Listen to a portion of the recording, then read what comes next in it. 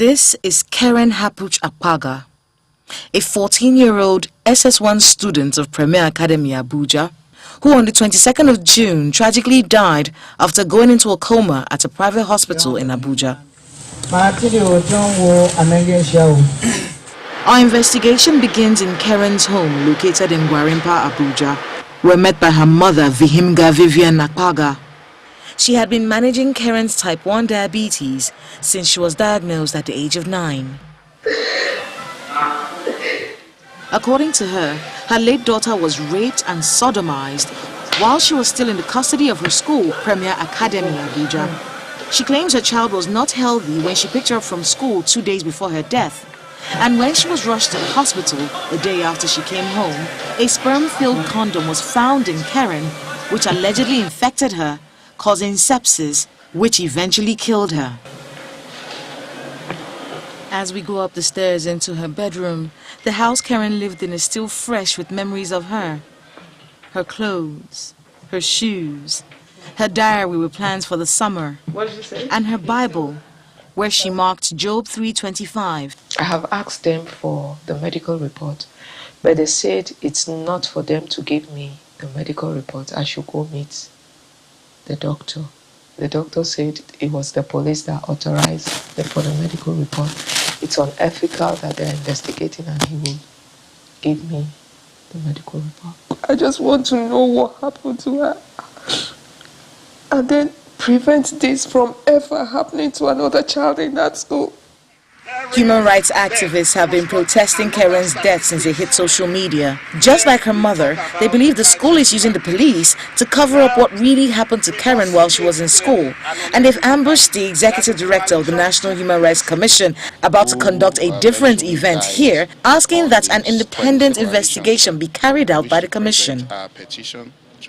We will look into this, and if it warrants the processes you have outlined, the commission will do what is necessary. The activists are led by this man, Mr. Lemi Uhegbe. Lemi tells us he's being followed and is afraid for his life and that of his family. At first it felt like he was just being paranoid.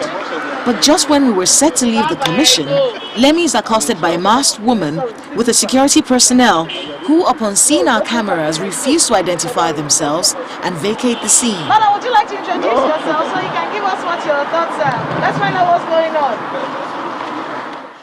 We bring the accusations by the human rights activists alleging a cover-up by the police to the police headquarters. The autopsy was conducted, and like I stated earlier, a matter of this kind will require expertise and procedures. So we await the outcome. In search of more answers, we head to the school, Premier Academy. We are met by the school management headed by the school principal, Mr. Chris Akinsonwo. From the report from the parent, it was said that a decayed condom was found, and then a live spermatozoa. We look at both of them. Do they really add up?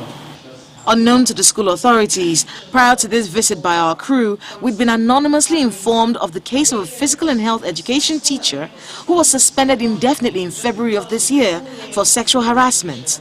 A teacher was engaging students in some discussion that is not supposed to be. So at that point, we pick it up, it was investigated, and it was made to face disciplinary committee. The school shows us CCTV footage showing Keren leaving the school to meet her mother 2 days before she died. They claim the video proves Keren was in perfect health before she was picked up by her mother. Keren was rushed to the hospital a day after she came home from school. The doctor who examined her has refused to speak to the press on the alleged condom found in her and what could have possibly caused her death. With the autopsy still pending, we decided to seek a second opinion from another doctor. If the person's sugar is actually very, very high, that 2 days is even enough to take the person off. If the person has been passing urine, I hope that I just expect to see any sperm in the urine. Back at the school, we're taken to Keren's hostel, where she slept and spent time with her classmates. There are no winners or losers in this case. What's ultimately happened is that a child, a 14-year-old child with such a bright future, has died. A school conflicted with keeping its image of being the best boarding school in the FCT. A mother grieving for the death of her child. Ultimately, what everybody wants is that if this act really did happen to this girl, that the perpetrators are brought to justice and Keren's memory lives on. Kayla Megwa, Channels Television News.